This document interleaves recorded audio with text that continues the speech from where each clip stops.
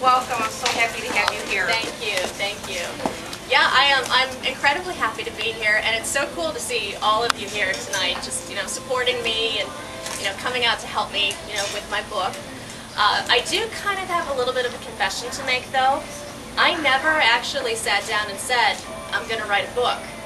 I actually fought being a writer for a very, very long time. I had this crazy idea that I was going to go out to LA and be the next big thing on TV. And that's what brought me out there. I thought I was going to show up at E's doorstep and just walk in and become famous.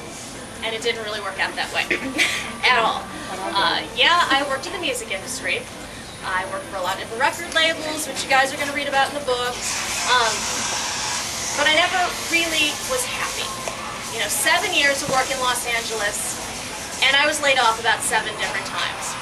I was miserable and unhappy, and if you'll indulge me for a minute, I'd like to read to you from the book so you can kind of get an idea about where I was before I actually started writing Morning Neurosis.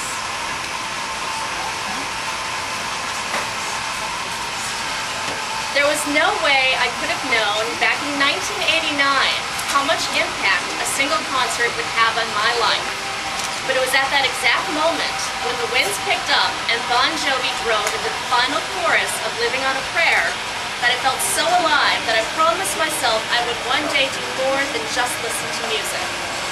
This was not my brightest decision. I was reminded of that concert one blinding day when I was living in Los Angeles. I'd been there for at least 5 years, though it was getting tougher to determine the exact time by then. Days in LA have the tendency to flow into each other, what with the perpetual sun and similarity of every face. It gets to be that the only way one can really gauge the day of the week is by what's on television. And considering that my cable had been shut off by that point, I didn't have much to go on. Even the used CD store on Ventura Boulevard stood in a timeless haze. It wasn't the place I wanted to be, but it was the only place short of the local blood bank that could assure I'd have food money for myself and my cat that week. I spilled my 2 shopping bags of discs onto the counter and watched the clerk rummage through them.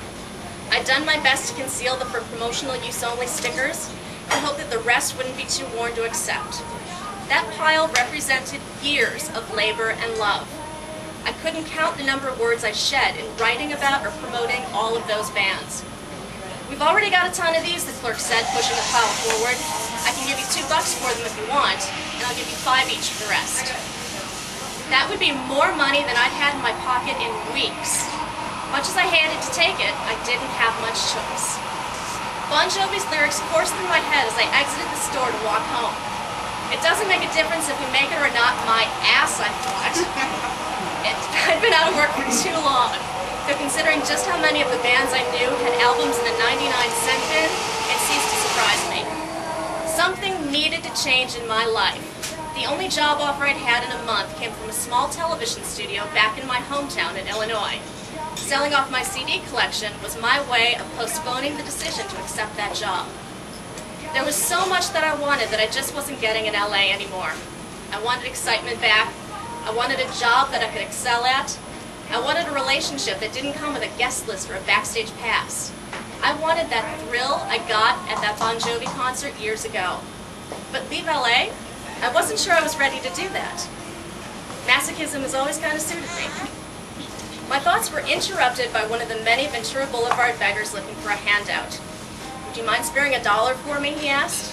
I politely declined. Let him sell off his own CD collection if he wanted money. I started to walk away, but the guy called out after me. Come on, I don't have my act together like you do. I'm fairly certain the snapping sound of what was left of my self-control could be heard all the way down to Laurel Canyon. You think I have my act together? Let me tell you something. My unemployment check stopped months ago. I just sold off 10 years worth of music so that I can live in this miserable town. My ex-boyfriend is off on a tour bus right now. A tour bus that I should have been on, but I'm not. And you know why? Because I'm not a groupie. I don't have anything together. Tears streamed down my face as I railed some random beggar on the street who just happened to pick the wrong chick to hit up. As I stopped to catch my breath, the guy sheepishly reached into his pocket. He retrieved a crumpled, sweaty bill and held it out to me. Here, he said, take it. For a minute, I actually considered it. And it was then that I knew my time in LA was up. Wow. Very powerful. So you can see when I came back to Illinois, I wasn't exactly the happiest camper. You know, I'd left palm trees and sunshine, and I'd come back to cold and snow and misery, and I had a job that I hated. I had a relationship that was nothing but drama 24 hours a day. And even though I left the music industry behind, the musicians still found me. You know, 2 o'clock in the morning, my phone would ring. It'd be some random rock star drunk dialing me, you know, lonely on a tour bus in Nebraska. And it was driving me insane. So I did what any girl does. I called my girlfriends. And I whined. And I had so much to say that I started staying up late at night and writing them these really long emails. And I'd send them off to them, and they'd read them, and they actually liked them so much, or you know, maybe they just enjoyed laughing at me that much, that they started forwarding them on to their friends. And those emails started forwarding on to their friends. And before I knew it, I had total strangers in other, you know, areas of the world emailing me and asking me how my relationship was going. And it was then that I kind of thought, wow, okay, maybe I've got a story worth telling here. So I turned those emails into the first chapters of my book, and I just kind of followed it through from there. And I discovered something. I loved writing. It was something that I thought was too easy once, but then coming back to it, I realized it made me feel really, really good. And it brought me back to that feeling that I was talking about at the beginning of my book, that Bon Jovi concert. I was 12 years old, and I loved music. I loved it. And I went to my dad, and I said, you gotta take me to a concert. I really want to go. You know, I love this. And he's like, sure, I'll take you. And he thought he was being really clever. He said, but you've got to win the tickets off the radio. He didn't expect me to spend that entire summer with my finger on the redial button on my phone. But one random day in August, I was lucky caller number 20, and I won 2 tickets to see Bon Jovi at Alpine Valley, second row. And the look on his face when I told him was priceless. But he's true to his word, took me to that concert. And let me just say, you know, 12 years old, you go to Alpine Valley, it's huge.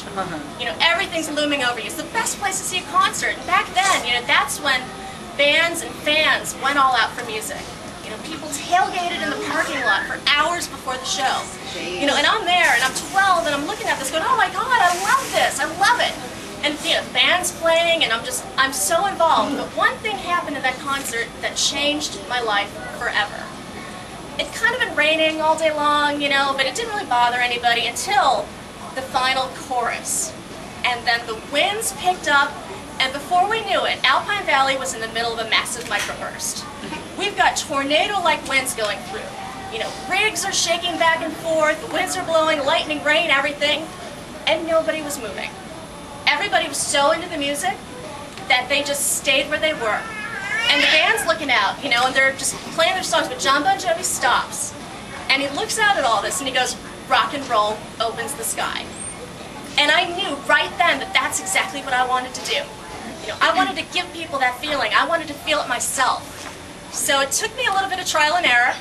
It took me out to Los Angeles, it took me back here, but I found it, and I found it in writing my book. And so I hope you guys enjoy reading it. I hope you can laugh at it, you know, laugh at me, relate to it, but most of all, I hope that in reading it, I can open the sky just a little bit for you too. Thank you.